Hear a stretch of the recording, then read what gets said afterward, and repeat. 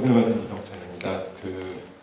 금요일 저녁 다 놀고 싶은 마음이 있으실 텐데 그래도 저희 둘째가 초등학교 5학년인데 요 강연을 준비를 하면서 조금 아이들한테는 어떨까 좀 했는데 재미없어 하더라고요. 큰일 났어요.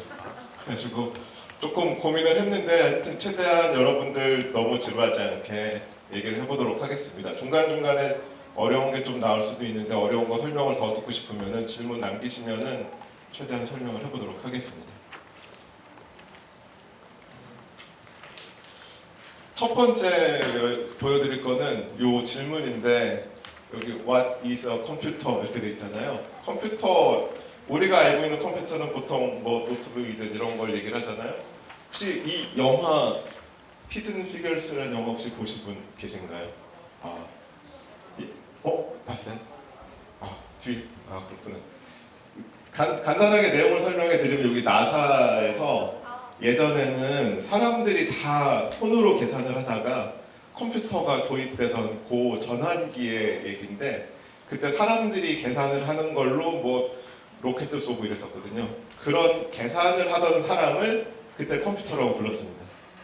그러다가 기계가 도입되면서 이게 이제 컴퓨터라고 불렸는데 그때 처음 도입됐던 기계가 여기 보이는 IBM 이 기계가 들어갔고요.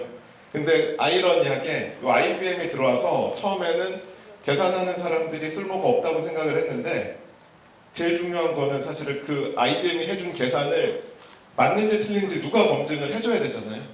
그거를 검증해 주는 사람들이 또 컴퓨터였던 거죠.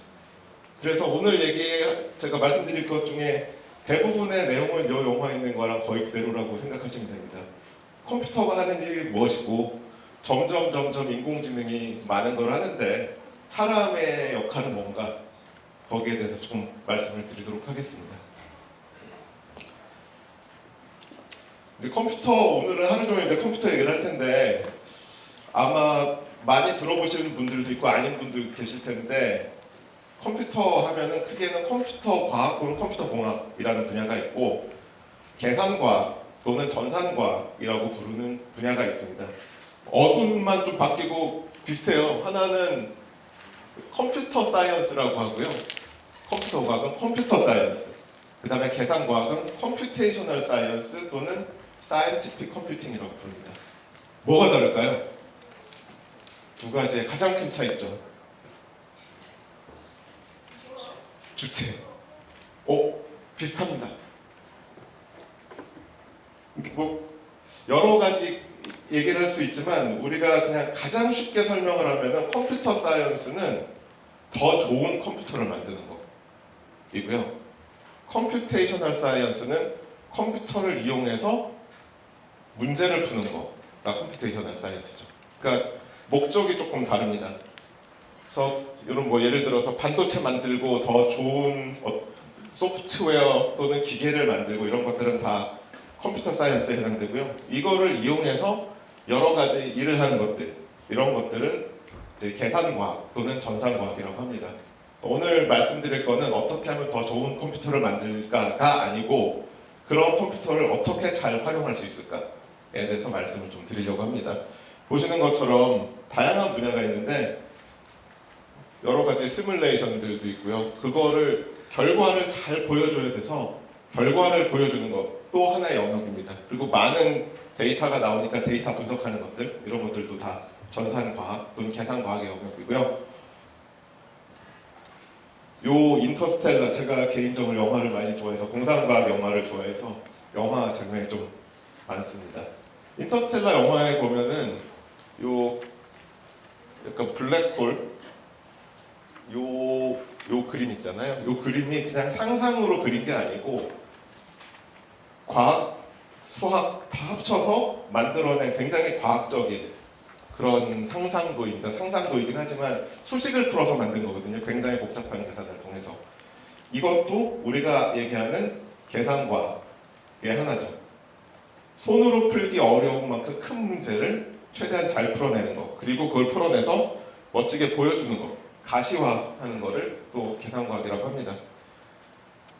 이게 2014년에 영화가 나왔는데 그 사이에 또 이런 식도 발달하고 사람들이 더 노력을 많이 해서 요거는 몇 년 전에 나온 이것도 상상도죠. 상상도인데 궁수자리라고 우리 은하 그 은하수에 있는 가장 큰 블랙홀 중에 하나인데 궁수자리의 어떤 블랙홀 상상도를 그린 겁니다. 아까 보신 거랑 비슷하게 돌아가는 이런 흐름이 있고 가운데 이렇게 불꽃처럼 튀는 것 이런 것들이 이 안에 존재할 거라고 생각을 하는 거죠.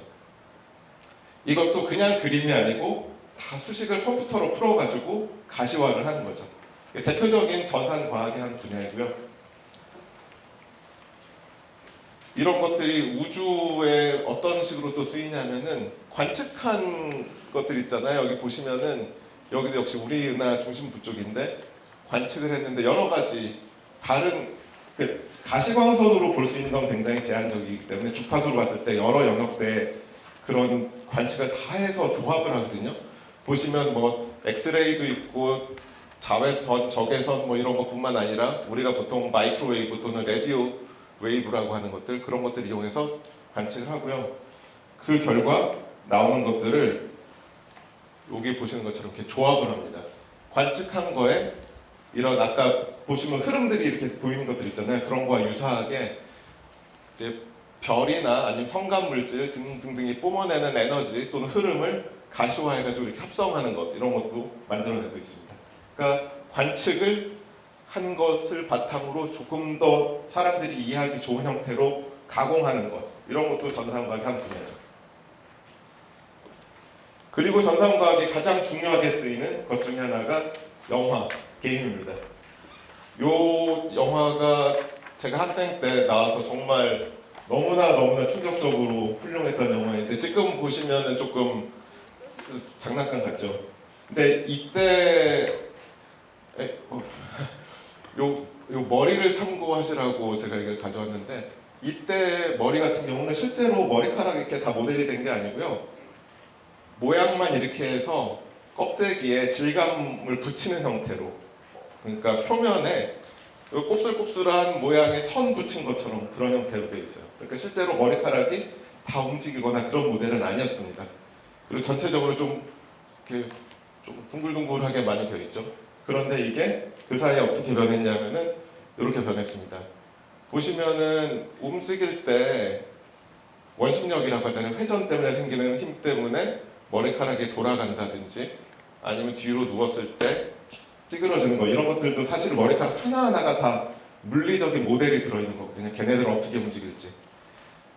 근데 여기서 더 이제 신경 써서 보실 거는 요 인형인데 인형을 던지면은 몸체는 단단하고 머리카락이나 이런 데는 좀 유연하잖아요. 그래서 보시면 머리카락이 날아가는 게 보이거든요. 그리고 책을 펼치는데 책 끝에가 이렇게 처지는 게 보여요. 이렇게 보시면은 이렇게 이런 것들이 단순히 그냥 그림으로 그린 게 아니라 그 안에 다 우리가 알고 있는 물리 법칙들이 들어가 있습니다. 이런 것들이 하나하나 들어가면서 전산과학이 훨씬 더 섬세해지는 거죠. 그것들을 영화로 보여준 것뿐이지만 이 안에는 굉장히 많은 물리 모델과 굉장히 큰 컴퓨터 작업이 들어갑니다. 이걸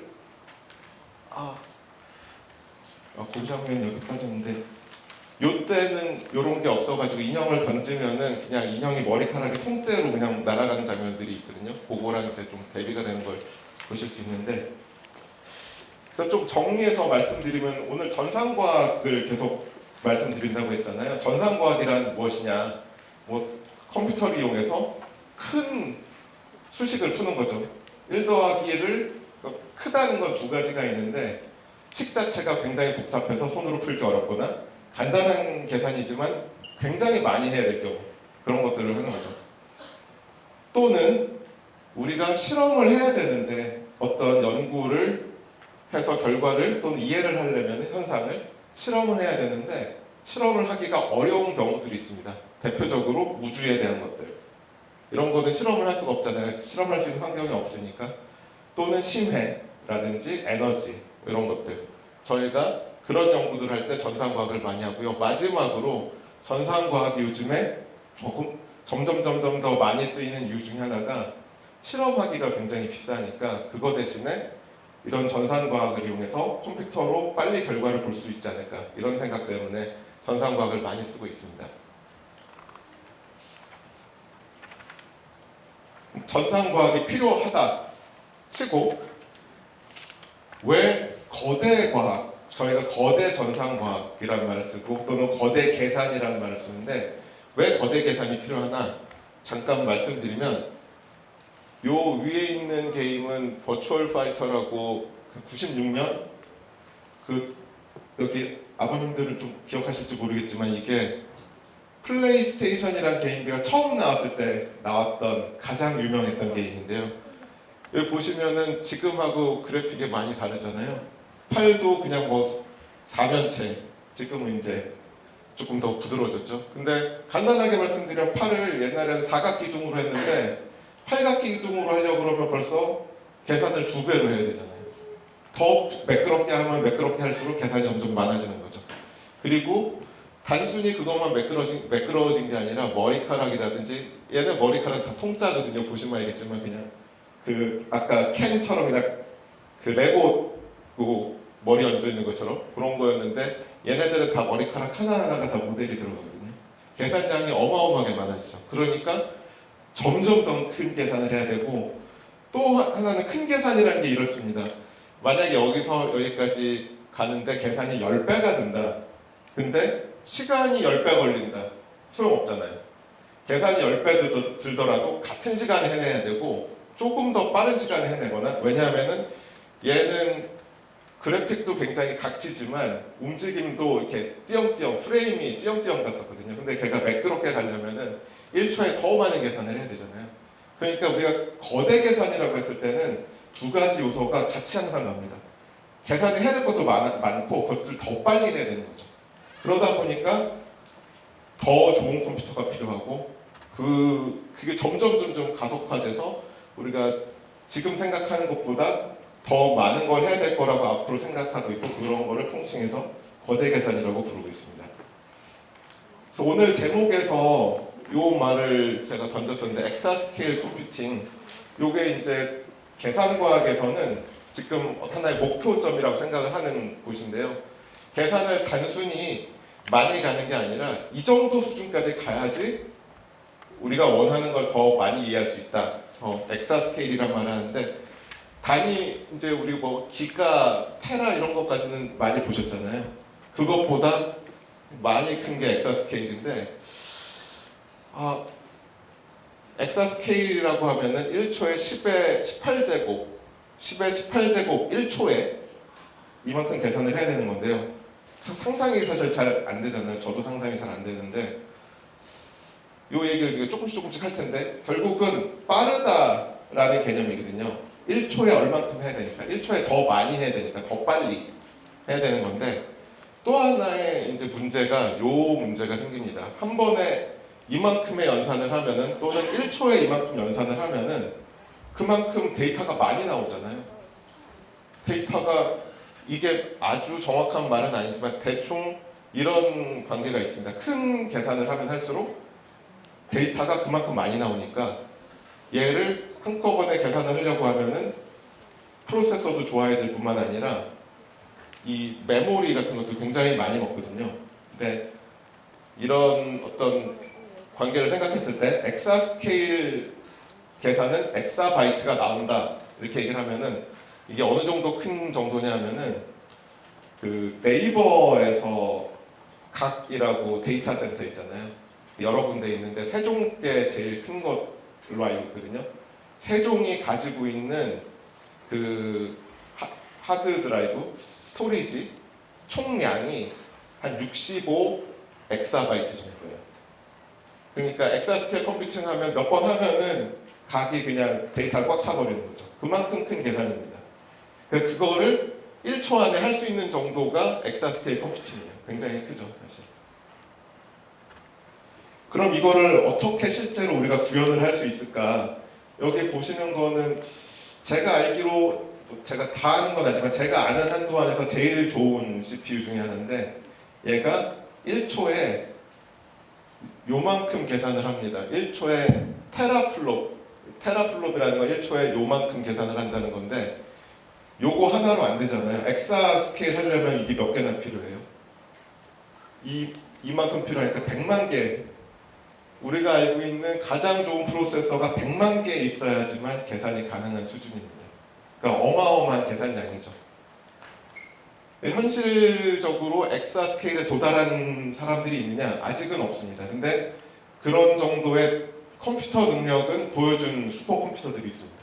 거기에 아직 그걸 실제로 다 활용해서 거대 계산을 수행한 예는 아직 없지만, 그래서 거의 근접해 있다고 생각합니다.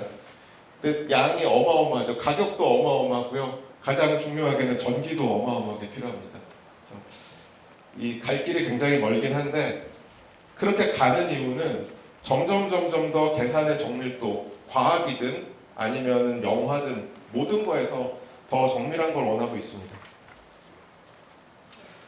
아까 말씀드렸듯이 엑사스케일 컴퓨터까지 안 가더라도 거대 계산을 하려면은 CPU 하나, 컴퓨터 하나만으로는 계산이 안 되거든요. 얘 하나로 할 수 있는 게 많지 않으니까 얘를 엮어서 하는데, 이렇게 엮어서 한꺼번에 컴퓨터를 여러 개 엮어서 한 번에 계산할 수 있게 만든 거를 흔히 슈퍼컴퓨터라고 얘기하기도 하고, 여기 보시는 것처럼 하이 퍼포먼스 컴퓨터, HPC라고도 합니다. 그래서 이런 걸 써야지 거대 계산을 할 수가 있는데요. 이런 거 가지고 있는 데 많죠.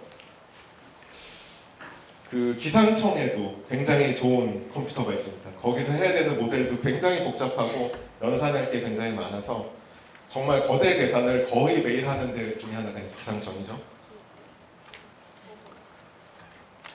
이거를 어떻게 돌려야 되냐면은 얘 같은 거 계산해야 될 게 많잖아요. 그래서 일을 나눠줘야 되죠. 이렇게 나눠줘서 이 부분의 그래픽은 뭐 첫 번째 애가, 여기는 두 번째 애가 이렇게 하나씩 나눠봤는데, 나눠주면 끝나는 게 아니에요. 사실 나눠주는 건 쉬운데 뭘 해야 되냐면은 옆에 있는 애들끼리는 이거 잘 맞는지 아닌지 정보를 또 주고받아야 되거든요. 그러니까 통신이 필요합니다. 이 안에서도. 그래서 계속 정보가 왔다 갔다 해야지만 좋은 계산을 해낼 수가 있어요. 그래서 이 컴퓨터들 간에 통신이 필요한데 제가 컴퓨터 통신을 조금 이게 완전하지 않다는 얘기를 좀 하려고 하다가 보니까 이게 생각이 났습니다. 제가 학생 때 제 친구들하고 놀러 가서 게임을 했는데 뭘 했냐면은 한 줄로 이렇게 쭉 앉은 다음에 한 명씩 돌아서 정보를 전달해 주는 거예요. 근데 말로 전해 주는 게 아니고 동작으로 전달해 주면은 끝에 가서 처음에 얘가 요렇게 봤습니다. 트럼펫이라는 걸 보고 동작으로 전달해주면 얘가 다시 돌아서 전달해주고 이렇게 하는 거죠.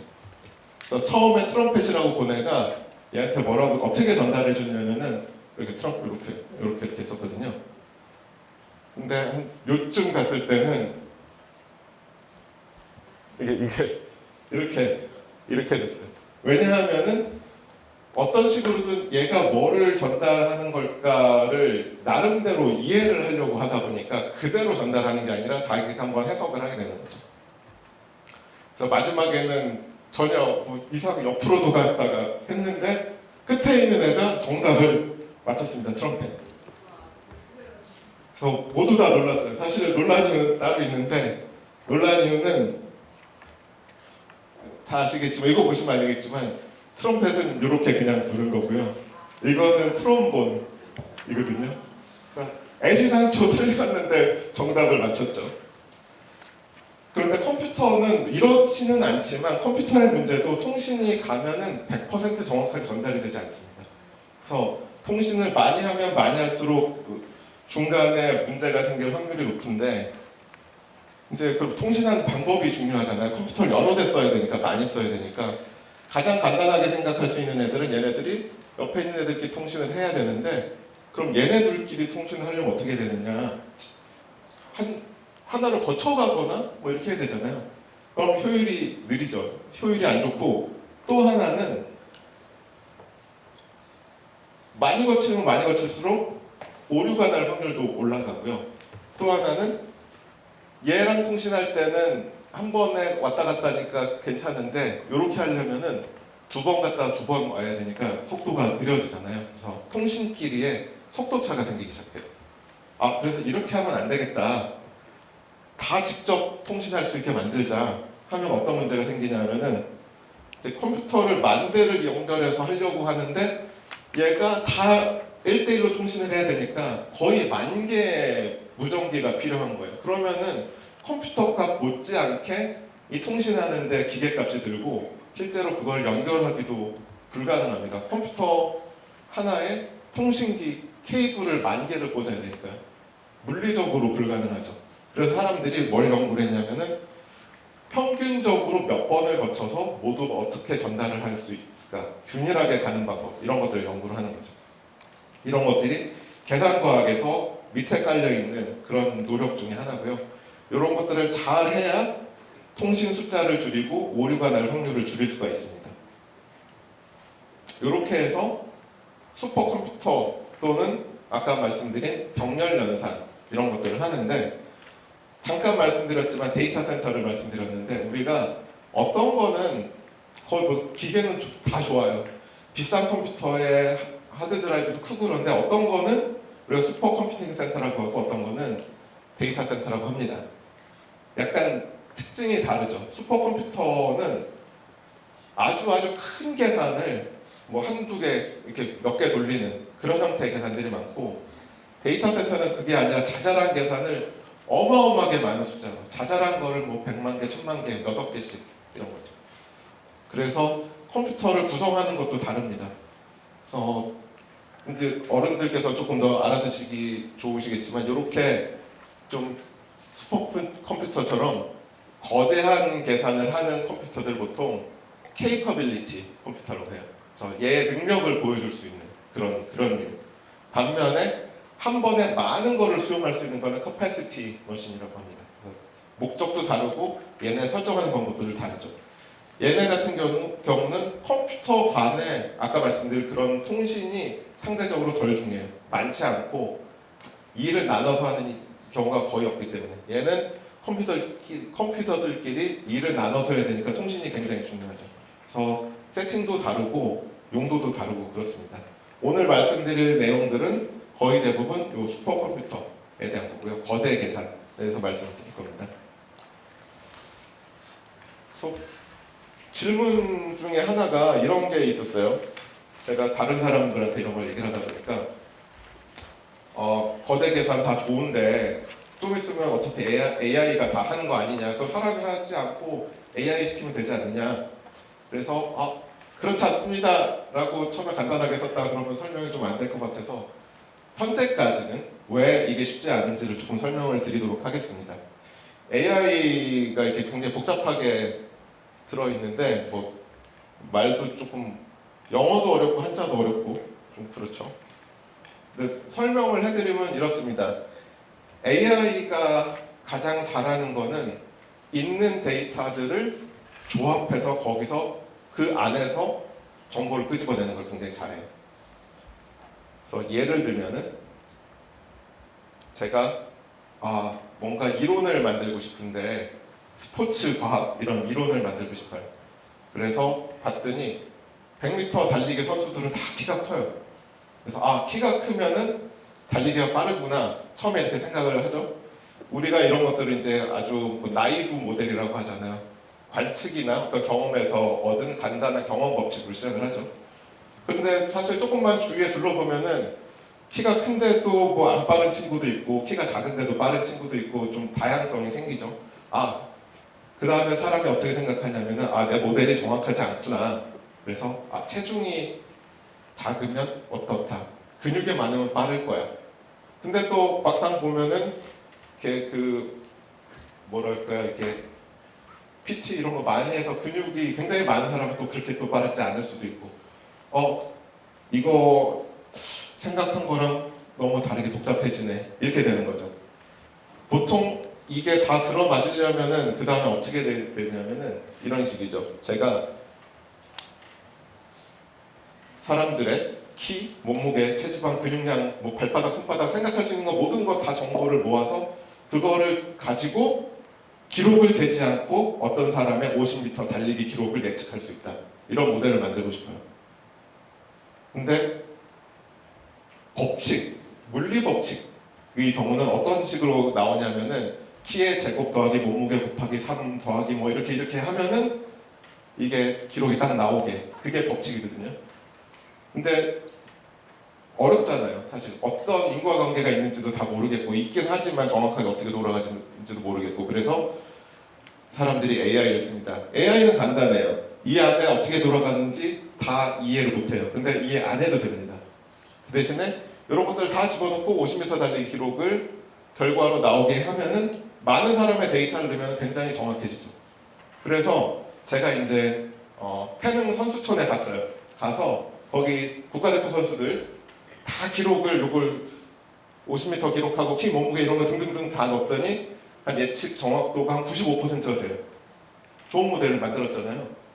그래가지고 그 모델을 들고 가서 저희 집 막내 초등학교 5학년 데이터를 넣으면 값이 나올까요? 안 나오죠. 그게 아까 말씀드린 요 인터폴레이션입니다. AI가 잘하는 거는 수집된 데이터, 들어간 데이터의 영역 안에 있는 걸 잘하는데 그 영역을 벗어나면은 하기가 어려워요. 뭐 예를 들면은 컴퓨터나 요즘에는 전화기 안면 인식 다 들어가잖아요. 안면 인식을 처음에 만들 때 예를 들어서 어른들 정보만 다 넣으면은 아이가 하면은 인식을 잘 못하죠.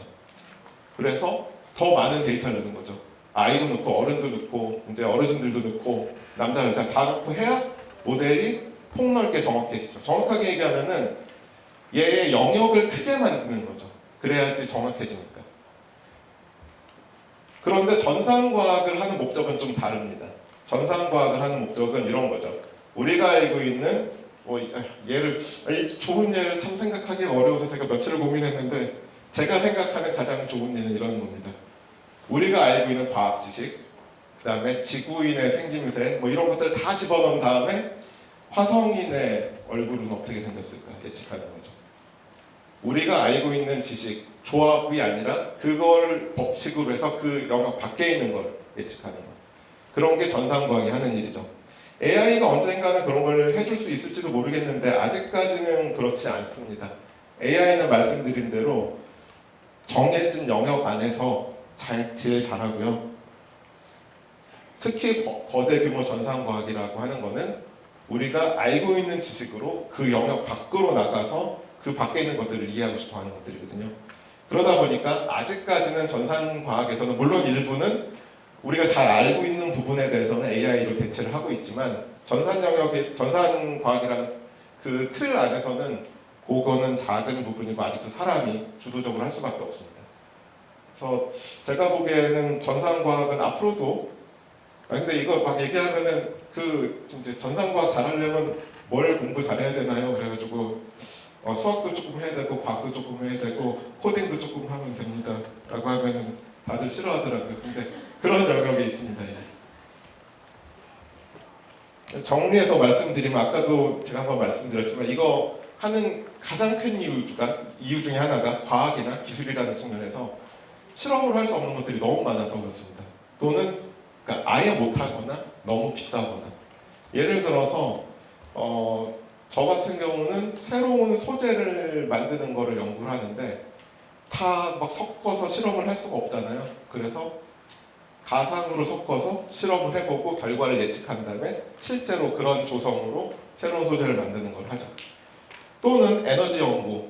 에너지 연구도 굉장히 중요하고 어떤 인류의 생존에 그 다음에 꼭 필요하니까 에너지 연구 관련된 전산과학을 많이 합니다.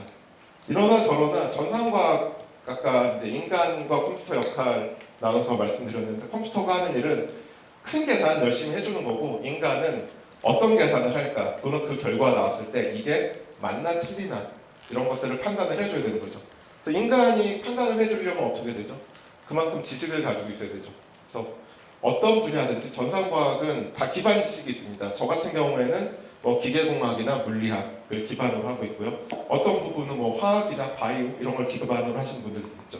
그런 기반 지식이 있어야 그 다음에 전산과학을 쓸 수가 있는 겁니다.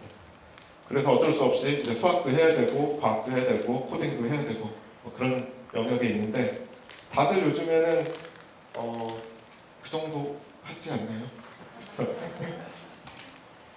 그래서 AI 그 외에도 문제들은 이런 것들이죠. 역시 어떤 결정이나 책임 소재의 문제들이 여전히 남아 있고요. 예상치 않은 사태가 벌어졌을 때 이 AI가 책임을 질 수가 없기 때문에 AI를 또 적극적으로 쓰지 못하는 것들도 있지만, 과학이라는 영역 안에서는 그런 것보다 어떤 결과가 나오는데 그게 진짜 맞아 틀려. 뭐 예를 들어서 많이 뭐 챗GPT 같은 거 많이 써보시는 분들은 아시겠지만, 뭐 할루시네이션이라든지 여러 가지 실제가 아닌 것들을 주는 것들, 그런 것들 있잖아요. 그거를 그냥 받아들이지 않고 누군가는, 또는 쓰는 사람이 맞다 틀리다 판단을 해야 되니까, 결국은 전산과학이라는 영역 안에서도 이 AI를 쓰든 안 쓰든 결과에 대해서 누군가가 검증하고 그 결과가 이거는 물리적으로 또는 수학적으로 타당하다 판단을 해주는 사람이 필요하죠. 그래서 아직까지도 과학자, 특히 전산과학을 하는 과학자가 필요합니다. 그래서 결국은 어떤 의사결정력, 판단력 이런 것들이 과학자가 가지고 있어야 할 최후의 어떤 제일 중요한 그런 기능이라고 생각합니다. 프로그래밍, 아까 이것도 필요하다고 말씀드렸는데, 프로그래밍이 꼭 여러분들이 어떤 전산과학을 나중에 하겠다 그러지 않아도 굉장히 저는 배울 수 있는 게 많다고 생각을 해요. 가장 중요한 거는 어찌됐든 논리적인 접근 방법을 배우는 거니까. 그런데 제일 중요하게는 뭐 여기서 어렸을 때부터 이제 코딩 많이 하잖아요. 코딩을 할 때 저도 대학교에서 코딩 가르치고 학생들한테 뭘 숙제로 내주냐면은 꼭 결과를 내는데 2가지 또는 3가지 이상 코드를 짜오라고 얘기를 합니다. 왜냐하면은 할 수 있는 방법이 너무 많은데 결과가 나오면, 또는 내가 배운 것대로 해서 그거를 쓰고 끝난다고 생각하거든요. 사실은 코딩에서 제일 중요한 부분은 내가 똑같은 일을 어떤 다른 방법으로 할 수 있을까를 찾아보는 과정이라고 생각합니다. 그 안에서 여러 가지를 한 다음에 그 다음 남은 거는 뭐죠? 예를 들어서 같은 일을 하는데 코드를 제가 3가지를 짰어요. 그러면은 중요한 거는 그 3개 중에 뭐가 제일 좋은지 판단을 한 일이죠. 그럼 판단을 하려면은 기준이 있어야 되잖아요. 뭘 기준으로, 뭐 1번, 2번, 3번 코드가 있는데 뭘 기준으로 1번이 제일 좋다 얘기할 것이냐. 그러면 생각할 게 많아져요. 나는 속도가 중요해. 나는 내가 친구랑 같이 작업하니까 누가 봐도 사람이 보기에 보기 좋고 이해하기 좋은 코드가 중요해. 이게 사실은 다릅니다. 제가 좀 이따 말씀드릴 텐데, 그래서 판단할 수 있는 기준이 굉장히 많고 거기에 따라서 많은 가치를 만들어낼 수가 있습니다. 그 훈련이 코딩에서 제일 중요하다고 생각합니다. 그래서 나중에 코딩 하실 때 꼭 한 번 결과가 나와서 그걸로 만족하지 마시고 2가지, 3가지 해보시면 좋겠습니다. 요거 그냥 요 얘기를 하려고 했는데 좀 너무 밋밋해서 가져왔는데요. 요 이세돌하고 그때 알파고 바둑 대국했을 때 그 관련 논문이 난 그 그림인데, 표지인데요. 바둑을 일본말로 고라고 하잖아요. 그래서 알파고인데, 고가 이제 외국에서는, 영어권에서는 일본말로 알려져서 바둑이 이제 고죠. 근데 미국 또는 영어 문화권에서는 이제 우리 뭐 준비 완료 이런 말로 쓰는 게 all systems go거든요. 근데 중의적으로 쓴 거죠. 준비 완료지만 이제 바둑할 준비가 다 됐다. go라는 말이 가다의 그거랑 바둑을 한국권을 써가지고 굉장히 재미있게 잘 썼는데, 요거 모르시는 분들이 있어요. 사실은 뭘 모르시냐면은, 요 이세돌하고 대국했을 때 프로세서가 몇 개 쓰였냐면 한 200개 정도 병렬 연산을 했습니다. 실시간으로. 그러니까 컴퓨터 20대랑 사람 1명이랑 싸워가지고 해서 사람이 진 거니까 사실은 뭐 대단한 거죠, 이세돌도. 근데 거기에도 병렬 연산 또는 이 거대 계산과학이 들어갑니다. 제가 아까 이제 보기 좋다가 누구 기준으로 보기가 좋은 거냐 잠깐 말씀드렸는데, 제가 코드를 짜서 친구랑 같이 돌려보고 얘랑 저랑 반 나눠서 하는데, 제가 짠 코드를 얘가 이해하기 좋아야 되잖아요. 또는 다르게 생각하면 얘는 이해 못해도 제가 맡은 부분만 잘 돌아가면 돼, 이렇게 생각할 수도 있죠. 그래서 이제 정답이 없는 건데, 이런 것들이 컴퓨터, 여기 보시는 수식이 2가지가 있는데, 이게 컴퓨터 하는 사람들, 계산과학 하는 사람들한테는 뭐 아주 대표적인 예인데요. 첫 번째랑 두 번째랑 수식으로 동일합니다. 3차식이에요. 3차 다항식인데 계산 양이 달라요. 두 번째 거는 괄호로 잘 묶은 다음에 x를 곱하고 이렇게 돼가지고 6번만 계산하면 두 번째는 계산이 되는데 똑같은 계산을 첫 번째 거는 9번 해야 돼요. 그래서 계산과학을 하는 사람들은 같은 일을 더 빨리 하는 걸 굉장히 중요하게 생각하거든요. 그래서 이런 기법들이 많이 나왔는데 두 번째 기법 같은 걸 많이 쓰면은 이런 경험이 없는 사람은 코드를 이해하지 못해요. 그냥 수학식을 컴퓨터 언어로 바꾼 건데도 이해하기가 어려운 거죠. 근데 첫 번째처럼 하면은 거의 모든 사람들이 이해를 하거든요. 그래서 방법이 다르죠. 아, 나는 속도가 제일 중요해 하면은 사람이 굉장히 이해하기 어려운. 옛날에 알파고 처음 나온 다음에 그런 것들 많이 했잖아요. 컴퓨터랑 막 바둑두기도 하고 또는 새로운 어떤 그런 기보에 없는 그런 거 쓰면은 아 이거 알파고 스타일이네 뭐 그런 얘기 하잖아요. 그런 것처럼 상대방도 잘 이해 못하는 그런 어떤 논리적 전개도 가능할 수가 있죠. 이런 것들이 전산과학의 어떤 발전인데 어떻게 보면은 전산과학을 잘 모르는 사람한테 이야기가 어려운 거죠. 그렇지만 제가 말씀드리고 싶은 거는 요것들을 어떻게 잘 배열하느냐 또는 어떻게 어디에 중심을 두느냐에 따라서 굉장히 다른 코드가 나오거든요. 절차도 달라지고. 그래서 예전 슈퍼컴퓨터들은 재밌게도 반복 작업을 하는데 예를 들어서 x를 먼저 더하고 y를 더할 때랑 y를 먼저 더하고 x를 더할 때랑 x, y 양에 따라서 결과가 효율이 완전히 달라집니다. 그래서 그거 더하는 것도 순서를 바꾸는 게 굉장히 중요해요. 실제로 코드가 옛날에 그렇게 돌아갔어요. 옛날 기계들은. 요즘은 훨씬 더 코드가 기계가 사실 코드를 잘 변환시켜 주는데 컴퓨터 코드 그런 어떤 논리적 순서에 대해서 배우는 것도 프로그래밍이 하는 중요한 일이라고 생각합니다. 그래서 프로그래밍, 코딩은 단순히 코드를 짜는 게 목적이라기보다는 이런 절차를 배우는 그런 과정이라고 생각을 합니다. 이런 것들 이제 대표적으로 이제 휴먼 인텔리전스 얘기할 때 나오는 거잖아요. 1부터 100까지, 또 1부터 1000까지 더해라. 그러면은 이제 비범한 뭐 가우스 이런 사람들은 방법을 찾아내고 뭐 이런 것들이죠. 근데 아무것도 없는 상태에서 컴퓨터는 이런 거 계산을 못 하거든요. 컴퓨터가 하는 거는 이거를 그냥 매우 빨리 더해서 사람 하는 속도보다 훨씬 빨리 더해서 그냥 끝내는 건데 사람은 방법을 찾아내는 거죠. 그래서 아직까지도 AI가 해주는 것 중에 하나는 사람이 정해놓은 영역 안에서 어떤 그 규칙 안에서 AI가 잘하는데 그걸 이제 넘기를 기대하죠. 사람들은 그렇게 되면은 이제 요런 세상이 오는데 이 영화 혹시 보신 거 있죠? 요쯤 되면 이제 사람이 굉장히 힘들어지잖아요. AI 가장 힘든 이유는 사람이 결정을 하려고 했을 때 AI가 사람의 결정을 존중하지 않는 데서 발생하는 거죠. 많은 SF 영화들이 사람의 어떤 의사 결정을 AI가 무시하거나 그거 위에 있으려고 할 때 문제들이 생기잖아요. 그래서 아직까지는 AI가 그런 영역은 아니지만 어찌됐든 지금이나 그때나 사람이 해야 되는 가장 중요한 일은 판단력, 의사결정력이라고 생각합니다. 판단을 하려면 결국 그만큼 기반 지식이 있어야 되겠죠. 그래서 아까 말씀드렸던 것들 다시 한번 정리하면은 하나가 더 붙었어요. 뭔가 이제 기반 지식이라는 게 굉장히 중요하다. 그러니까 내가 어떤 한 분야에 뭐 바이오든 물리든 아니면 또 다른 분야든 어떤 분야든 한 분야에 전문 지식이 있어야 그 다음에 AI를 활용할 수도 있고 아니면 전산과학도 잘 활용할 수 있다 이런 말씀을 잠깐 들었고요.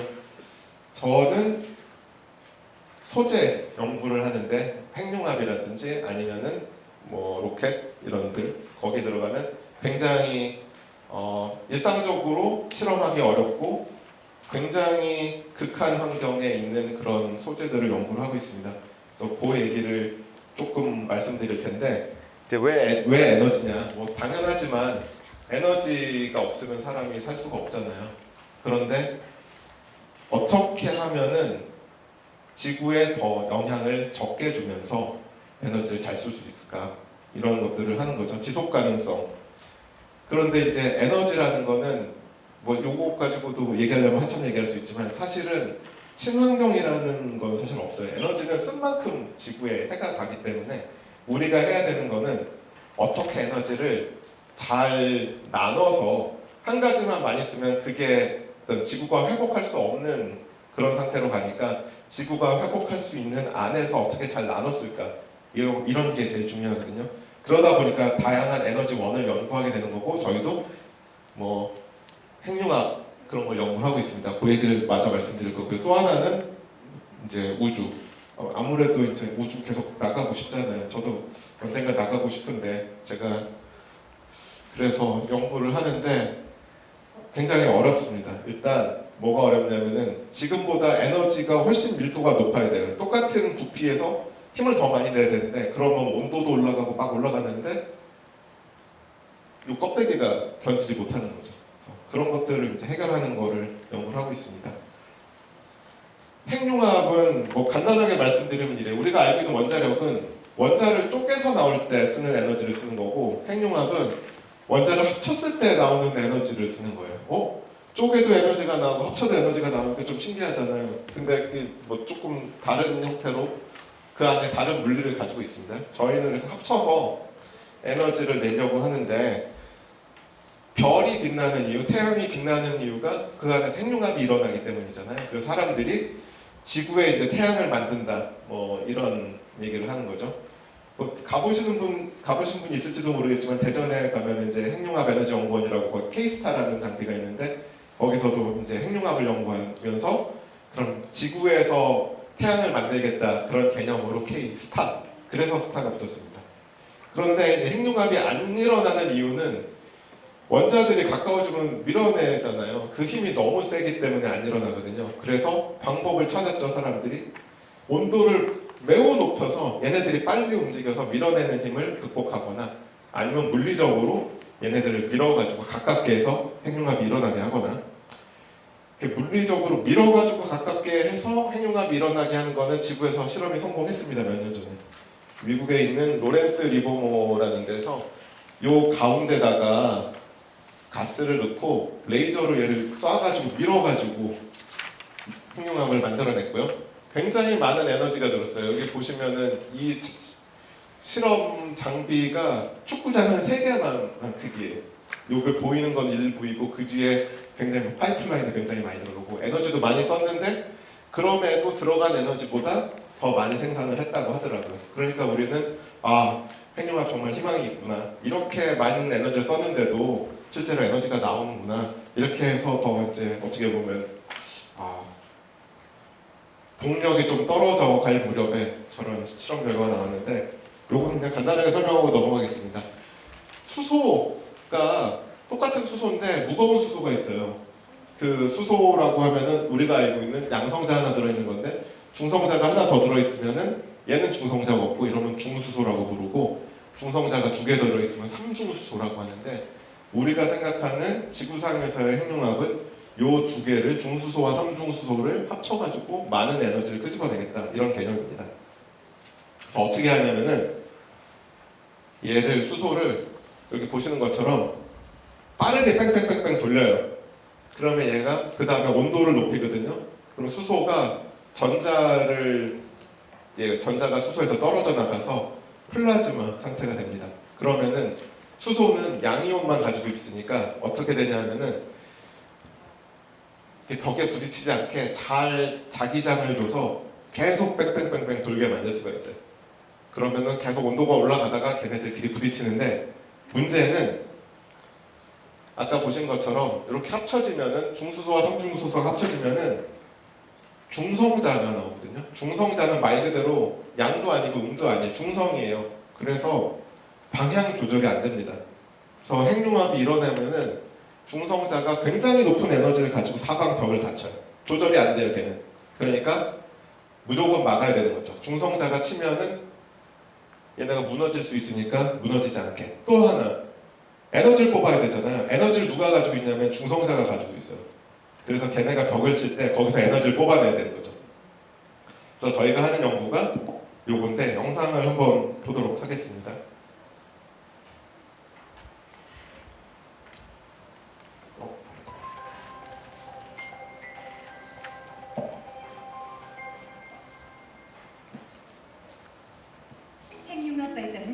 인공 태양을 만드는 것과 같습니다. 원자를 더 가벼운 원소로 쪼개 에너지를 얻는 핵분열을 이용하는 원자력 발전의 방법. 요거는 이제 저희가 핵융합을 하기 위해서 어떤 연구를 하고 있는 소재, 아까 말씀드린 대로 중성자가 벽을 치니까 좋은 소재를 만들어야지 안전하게 계속 핵융합을 만들 수 있잖아요. 그래서 그 소재 개발을 어떻게 하는지 잠깐 요거 보시면은 이해가 될 것 같아서 제가 말씀드린 것보다 영상이 너무 잘 만들어졌어요. 충돌, 무거운 헬륨 원자로 융합되면서 부산물로 하나의 중성자를 내보냅니다. 이때 반응 후 줄어드는 총 질량이 에너지로 방출됩니다. 높은 온도에서 원자의 전자는 원자에서 분리돼 기체처럼 퍼지는 플라즈마 상태가 되고 전자를 잃은 원자는 양이온이 됩니다. 전하를 띠고 있는 이온은 핵융합 장치의 자기장을 사용해 움직임을 제어할 수 있지만 전기적으로 중성인 중성자는 대면제에 충돌해 손상을 일으킵니다. 이렇게 중성자의 연쇄 충돌이 발생하면 규칙적으로 배열되어 있던 대면제의 금속 원자들이 격작점을 이탈해 무질서하게 분포돼 일부분이 순간적으로 녹게 됩니다. 이후 온도가 떨어지며 대부분의 원자들은 격작점으로 재배열되지만 일부 원자들이 격자점 사이에 끼어들어 격자간 원자가 되거나 구멍을 만듭니다. 이러한 결함들이 모여 형성된 동봉이나 음진물은 대면제 성능을 저하시키는 원인이 됩니다. 연구자들은 이러한 결함 형성 과정을 분자 동력학을 이용해 분석해 왔습니다. 하지만 계산 자원이 제한적이고 거대 문제를 다룰 수 있는 계산 코드가 없어 수십 나노 이하의 아주 작은 규모의 시스템만을 다룰 수 있었습니다. 본래 재료의 미세 조직은 일정하게 배열된 수십 나노에서 수백 마이크로 크기의 작은 결정 조각인 결정립과 서로 다른 결정립들의 경계인 결정립계로 구성된 다결정 구조를 띱니다. 이 중 결정립계는 주변 결함과 상호작용하면서 큰 영향을 줍니다. 이 결정립계의 영향을 정확히 파악하기 위해서는 마이크로미터에 근접하는 거대 전산시편이 필요합니다. 거대 규모 전산시편의 계산을 위해 경희대학교 기계공학과 이병찬 교수와 연세대학교 강건욱 교수 연구팀은 한국과학기술정보연구원의 누리원 5호기를 이용한 이번 연구를 통해 100억 개 이상의 원자로 구성된 마이크로미터 크기의 시스템을 생성하고 분자 동력학 전산 모사를 수행할 수 있는 계산 코드를 개발했습니다. 연구팀은 컴퓨터 모델을 통해 충돌 위치와 에너지를 예측하고 그로 인해 결함이 어떻게 형성되는지를 조사했습니다. 먼저 약 80억 개의 원자로 구성된 600나노, 600나노, 400나노 크기의 다결정 구조 거대 전산시편을 사용 실제 각막 실험 시편과 같은 크기와 형태의 구조를 모사했습니다. 다음으로 중성자 조사 시 시편 내 중성자가 어디에 어떤 에너지로 충돌하는지 확률적으로 계산했습니다. 이를 토대로 여러 개의 연쇄 충돌을 동시에 모사하는 가속화 기법을 사용해 결함이 어떻게 형성되는지 살펴봤습니다. 이를 통해 결정립계가 중성자 연쇄 충돌의 성장과 진행을 저해하며 대면이 연쇄 충돌로 인한 결함을 흡수하는 것을 확인했습니다. 더불어 연쇄 충돌과의 상호작용 중 결정립계의 형상 변화를 확인할 수 있었고 결함 고리 등 알려진 결함 구조의 형성도 관찰할 수 있었습니다. 지금까지의 시뮬레이션 연구들은 대부분 이상적인 상황을 가정하여 수행하였기 때문에 그 결과가 굉장히 제한적이고 또 정량적보다는 정성적인 조성과는 가능하였는데 본 연구에서는 크기, 조사량, 그리고 조사 손상 또한 실험과 1대1로 비교할 수 있게 되었습니다. 다가오는 엑사스케일 시대의 네, 아까 중요한 말 때문에 좀 영상을 길게 봤는데 제가 마지막에 뭐라고 말씀드렸냐면은 실험과 직접 비교할 수 있게 되었다라고 말씀을 드렸습니다. 그러니까 그 전까지는 실험도 굉장히 제한적이지만 계산해서 할 수 있는 그 영역이 굉장히 작은 영역이어서 실험하고 직접 비교하기가 어려웠는데 저희가 실험하고 비교할 수 있는 영역까지 계산을 크게 해가지고 거대 계산을 해서 실험과 직접 비교할 수 있게 되었다는 말씀드렸고요. 계산이 어느 정도 양이냐면 대충 얘를 한 번 딱 문제를 계산 풀었을 때 나오는 데이터가 한 번 풀면은 한 100기가 정도 나옵니다. 한 번에. 그걸 이제 수천 번, 수백만 번 풀어야 되니까 한 번 저희가 연산을 그 시뮬레이션을 한 작업을 끝내면은 이제 수십 테라바이트 정도가 나오거든요. 그래서 저장 자체가 이제 문제가 됐어요. 처음에 저희가 되게 순진하게 시작을 해가지고 이거 크게 계산할 수 있는 코드를 프로그램을 짜면 다 되겠구나 해서 열심히 학생들이 코드를 짰는데 하고 났더니 나중엔 그 저장할 데가 없는 거예요. 그래가지고 저장하는 것 자체가 문제구나. 또 하나는 전통적인 방법은 저희가 이 계산을 수행한 다음에 결과를 굉장히 성능이 좋은 상용 소프트웨어들을 쓰거든요. 상용 소프트웨어들은 어떤 식으로 작동을 하냐면은 얘가 저희가 병렬 연산이라고 해서 아까 말씀드린 프로세서를 몇 천 개, 몇만 개 이렇게 써서 계산을 하잖아요. 그 많은 데이터를 상용 소프트웨어는 그냥 제 노트북에서만 돌아가요. 그러니까 데이터를 탑재를 할 수가 없는 거예요. 소프트웨어 자체 읽을 수가 없어요. 데이터 양이 너무 많아가지고. 그래서 이런 방법으로는 병렬 연산이 안 되겠구나 해서 저희가 방법을 좀 바꿨습니다. 중요한 데이터들은 계속 계산을 하면서 아예 정리를 해서 분석을 끝내서 중요한 데이터만 남기고 한 번 계산하는데 수십 테라가 나오니까 그걸 다 저장을 할 수가 없잖아요. 그걸 추리고 해가지고 몇십 기가 또는 뭐 최대한 적게 그것만 남기고 나머지는 지우는 거죠. 그러면은 남은 것만 가지고는 상용 소프트웨어든 어디 가든 쉽게 계산을 할 수가 있으니까, 그러니까 계산이라는 게 결과 분석을 할 수가 있으니까. 그래서 저희가 생각하기에 이 계산과 특히 거대 과학에서는 좋은 소프트웨어를 개발할 수 있는 능력도 중요하지만 그런 데이터들을 이해하고 처리할 수 있는 능력, 그걸 앞으로는 분석할 수 있는 능력, 이런 것까지가 굉장히 중요하다고 생각을 합니다. 그래서 잘 이해를 해야 결국 그 많은 데이터를 잘 소화해낼 수가 있고요. 조금 약간 정리하는 걸로 제가 이걸 가져왔는데 이게 몇 달 전에 난 월스트리트 저널 기사거든요. AI가 너무 발달하다 보니까 그 전까지는 소프트웨어 엔지니어들, 개발자들이 굉장히 많이 필요했는데 이 사람들이 잡을 잃기 시작했어요. 그런데 여기 중간에 잘 보시면은 어떤 사람들은 AI를 도구로 잘 활용해서 오히려 도움이 된다, 이익을 볼 수 있다, 이런 게 있습니다. 그래서 어떤 개념이냐면은 자기의 기반 지식이 있고 AI를 거기에 땡겨와서 활용을 잘하는 사람들은 아까 말씀드린 대로 기반 지식이 있고 그 AI를 활용할 수 있는 사람은 오히려 더 이익이 되고, 단순히 개발을 할 수 있는 사람들, 어떤 소프트웨어 엔지니어들은 설 자리가 점점 줄어든다. 이런 게 오늘 제가 드리고 싶은 말씀입니다. 그래서 쭉 말씀드린 거를 다시 한번 다 정리를 하면은 프로그래밍을 배워야 하는가. 제가 이제 여러분 과학 수학은 다 열심히 하잖아요. 프로그래밍도 중요하다. 왜냐하면은 나중에 프로그램을 잘 짜는 사람이 되는 게 아니라 거기서 논리적인 추론 과정을 배우고 그 안에서 의사결정하는 것들을 배우기 때문에, 그래서 중요하다고 생각을 하고요.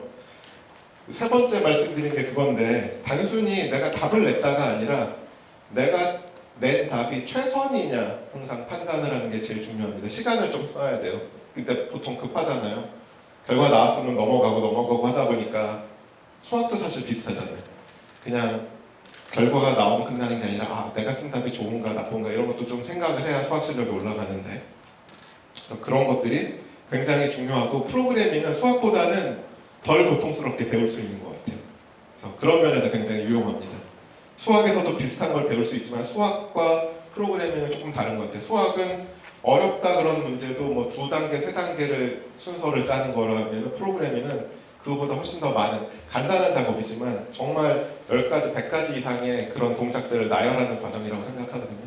그래서 배울 수 있는 게 조금 덜 고통스럽게 배울 수 있고요.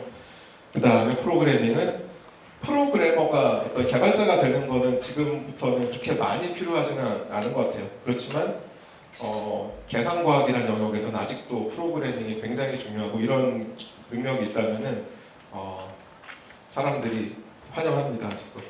그리고 이런 계산과학, 전산과학 아직도 중요하냐? 점점 더 중요하고요.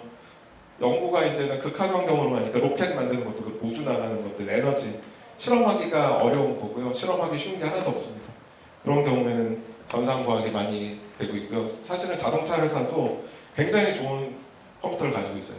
지금은 어떤 정도냐면은 설계를 하면은 그거를 다 컴퓨터로 조립을 해가지고 주행해서 엔진 소리까지도 컴퓨터로 만들어내요. 그런 뭐 풍절음 이런 것도 만들어낸 것도 소프트웨어로 만들어가지고 그렇게 다 활용이 되고 있습니다. 그래서 저는 이런 것들이 아직은 AI가 해주지 않을 거라고 생각하고 있고요.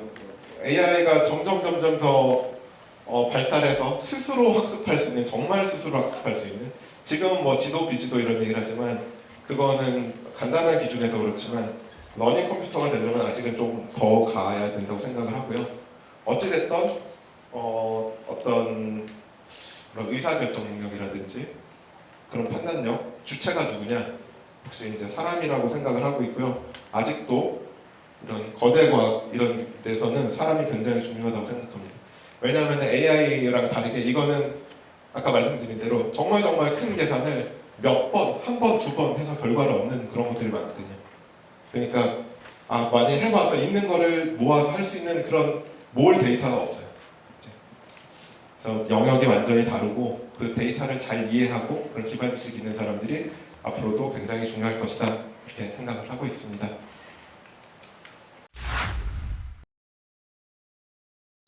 광주 수강중학교 2학년 박남혁입니다. 만약에 거대 계산을 하다가 문제나 오류가 발생해서 실제 생활에 피해가 가거나 실제 생활에 피해가 가는 경우가 있나요? 실제 사례에 피해가 간 경우가 알고 있는 건 없고요. 왜냐하면은 보통은 결과가 나왔을 때 이게 진짜일까 아닐까가 늘 이제 연구자들이 가지고 있는 제일 큰 고민 중에 하나거든요. 그러니까 많은 경우는 예상했던 결과가 나오지만 전혀 뜻밖의 결과가 나올 때가 있어요. 그러면은 그 결과가 맞는지 틀리는지를 또 한참 고민을 합니다. 그런 과정을 거치고 그 이후 뭔가 구현을 할 때는 실험을 또 한번 하게 돼요. 그래서 계산 거대 과학에서는 말하자면은 한 90% 정도의 솔루션을 만들어 놓고 실험에서 검증을 하기 때문에 실제로 계산 과학 때문에 실제 생활까지 피해가 간 적은 없습니다. 그런데 이제 어려운 점은 아까 말씀드린 대로 검증을 하는 과정이 어려운데, 제가 학교를 졸업하고 연구소에 처음에 취직을 했는데 첫 프로젝트가 우리 보스가 요거 되게 쉬운 거니까 한 반년 정도 하면은 연구도 결과가 나오고 논문까지 낼 수 있어 라고 시작을 했는데 근데 결과가 전혀 반대로 나와가지고 그걸 검증하는 연구를 2년을 했어요. 이제 6개월 만에 끝날 거라고 생각하는 거예요. 그래서 그런 검증 과정, 그러니까 알고 있는 지식으로 봤을 때도 이게 타당해야 되고 물리 법칙이든 누가 봐도 이게 타당한 게 나와야 되기 때문에 뭐 피해가 생기는 경우는 없습니다. 안녕하세요. 신영초등학교 4학년 이수연입니다. 강의를 들으며 질문이 생겼는데요. 본래 엑소스케일 컴퓨팅이 만들어지려면 사람이 프로그래밍을 해야 하는 것으로 알고 있습니다. 사람이 그것을 만들려면 너무 많은 계산을 해야 안 될 것 같고, 다른 컴퓨터에게 프로그래밍을 만들라고 해도 결국 그 프로그래밍을 하는 컴퓨터를 만드는 것도 사람이기 때문에 사람이 결국 가장 많은 지식을 알아야 한다고 생각합니다. 하지만 사람이 그것을 모두 안다면 전산과학도 컴퓨터도 필요성이 더 낮아질 것이라고 생각하는데, 이에 대한 사고방식을 어떻게 가져야 할까요? 예를 들어 1 더하기 1이라고 할 때 아무도 모를 때는 입력을 하지 못해 AI도 데이터가 없으니 답을 해낼 수 없을 테고, 아는 것만 답한다면 사람들이 모두 아는 것만 알려주니 필요가 없을 것 같습니다. 네, 어떻게 보면 이게 오늘 제가 드리려고 했던 말씀과 같은 얘기인데, AI라는 거는 있는 지식을 조합해서 만들어주는 거거든요. 그래서 아까 프로그래머가 점점 필요 없다고 말씀드린 이유 중에 하나가 새로운 프로그램도 있는 코드들을 조합해서 만들 수 있는 경우가 되게 많아요. 그렇기 때문에 프로그래머가 필요가 없어지는 것들이거든요. 그런데 전산과학 같은 경우는 푼 문제를 또 푸는 경우가 있기도 하지만 보통은 새로운 문제를 풀어야 되기 때문에 또는 있는 문제를 더 정밀하게 풀어야 되기 때문에 같은 방식을 쓰질 않습니다, 보통. 그러니까 뭔가 자꾸 해야지 전산과학에서 새로운 걸 연구할 게 생기는 거죠. 그래서 여전히 이제 어떻게 보면은 할 일이 계속 남아있고 그 역할을 사람이 해야 되는데 만약에 컴퓨터가 있는 코드가 아닌 걸 새로운 걸 완전히 새로운 걸 만들어낼 수 있다. 그러면 그때 조금 달라지겠죠. 안녕하세요. 월곡초 4학년 김도준입니다. 중요한 실험을 하려고 하는데 슈퍼컴퓨터에 오류가 나서 실험 방향이 완전히 틀려지고 답이 다르게 나오는 경우가 있나요? 두 번째로, 왜 AI는 의사결정을 하는데 어려움을 겪나요? 세 번째로, 아까 그 미국에서 핵융합 연구를 하다가 적은 에너지로 더 많은 에너지를 만들었다고 했는데 그런데 어떻게 지구의 질량이 일정하게 유지될 수 있는 거예요? 네. 1번 같은 경우는 실제로 그런 경우가 있습니다. 종종 원하지 않는 결과가 그러니까 실험을 하기 위해서 준비 과정에서 저런 계산을 하는 경우가 있는데 그걸 하다 보니까 예상치 않은 결과가 나와서 추가로 더 길어지는 경우가 있고요. 아까 제가 연구에서도 잠깐 말씀드렸지만 그런 경우가 있고요. 히든 피겨스 영화에서도 사실 그런 장면이 나오는데 원래는 주인공 그 여주가 이렇게 계산을 계속 했었는데 컴퓨터가 오면서 IBM이 계산을 해주는데 IBM 결과가 자꾸 왔다 갔다 하니까 이제 테스트 파일럿 그 실제로 로켓을 타고 나가야 될 사람이 뭐라고 하냐면은 그 여자 주인공 이름이 캐서린인데 캐서린이 주는 값을 자기는 선택해서 캐서린이 가도 된다고 하면은 자기가 가겠다 그렇게 얘기를 하거든요. 그래서 의사 결정을 하느냐 못하느냐 컴퓨터든 AI든 결정은 내릴 수 있어요. 이거 하면 돼 라고 답은 줄 수 있습니다. 근데 그게 진짜 사실이냐 거기에 대한 책임은 누가 질 거냐 만약에 그래서 사고가 났는데 그럼 컴퓨터 책임은 AI 이렇게 할 수가 없기 때문에 정확하게 말씀드리면 의사결정을 못한다기보다 그럴 판단에 대한 어떤 진위 여부 그리고 아까 제가 말씀드린 거 그 다음에 책임 이것 때문에 어렵다는 거고요. 이 세 번째는 사실 양자역학 얘기인데 우리가 원자를 쪼개면은 뭐 미립자들이 나온다고 하잖아요. 그런 미립자들 중에서 어떤 거는 얘가 질량을 더해준다고 하는 그런 입자들이 또 있습니다.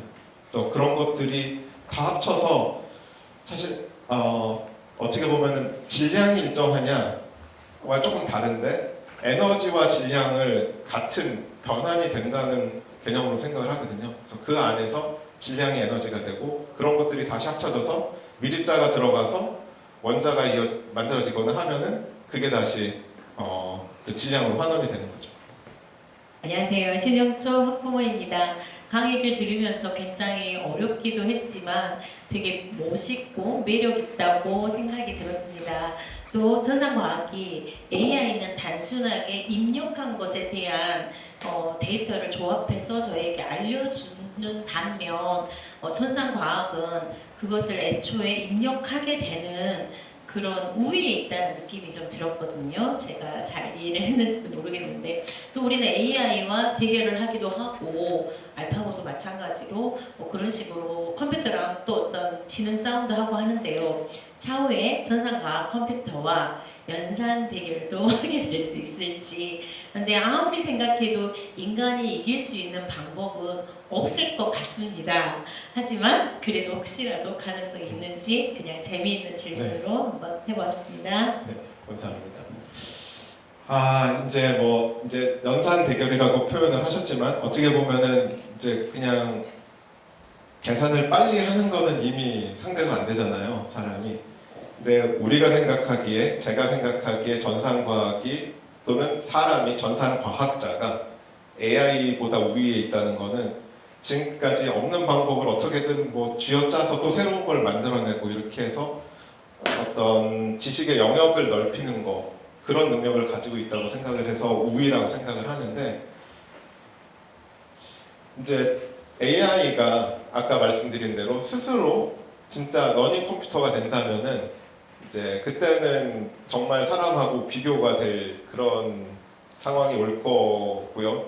이제 그걸 이제 과학자들은 특이점이라고 하는데, 그게 언제 올지, 어떤 사람은 뭐 5년 이내에 온다, 뭐 10년 이내에 온다, 뭐 이런 얘기를 하는데, 사실은 많은 어떤 과학자나 또는 그런 관련 분야의 어떤 상상을 가지고 있는 그런 소설가들을 생각한 것보다는 늦게 오고 있습니다. 지금 제가 이제 영화를 좋아해서 말씀드리면, 많은 영화에서 보면 지금 이제 그 약간 AI 피해서 사람들 숨어 살고 그런 시대가 벌써 왔어야 되는데, 많은 영화들이 2020년 되면 벌써 AI가 사람에 섞여 있어도 분간하지 못할 정도로 빨리 과학이 발달할 거라고 많이 생각을 했었거든요. 근데 그런 거에 비해서는 좀 기대보다는 어떻게 보면 느리죠. 그렇지만 한번 폭발적으로 AI가 발전했다가 정체됐다가 지금 폭발적으로 발전하는 시기거든요. 이런 추세로 간다면 굉장히 빠를 거고, 다시 또 정체가 된다면 그게 또 미뤄질 거라고 생각하는데, 그때 되면은 이기기가 힘들겠죠. 근데 아직까지는 괜찮다고 생각합니다.